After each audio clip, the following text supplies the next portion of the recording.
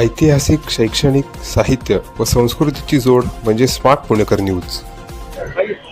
आज हे स्वारगेट कात्रज मेट्रो मार्गाचं उद्घाटन भूमिपूजन आज मोदीजींच्या हस्ते झालेलं आहे आणि या कार्यक्रमाला उपस्थित आपले सीएम एकनाथजी शिंदे, टीसीएमजी देवेंद्रजी फडणवीस, अजितदादा पवार हे उपस्थित राहिले। आणि जर तुम्ही बघितलं तर ही स्वारगेट कात्रज मेट्रो ही फेजमध्ये नव्हती, डीपीआर मध्ये नव्हती। जी फर्स्ट फेज मेट्रोची झाली त्याच्यामध्ये डीपीआर मध्ये नसताना पण ही एक्सटेन्शन लाईन म्हणून ही करण्यात आली। त्याचा प्रस्ताव महानगरपालिका राज्याने आमच्या लवकर मंजूर केला, केंद्राने मंजूर केला आणि त्याला मंजुरी दिली आणि आज ह्याचं भूमिपूजन होतंय।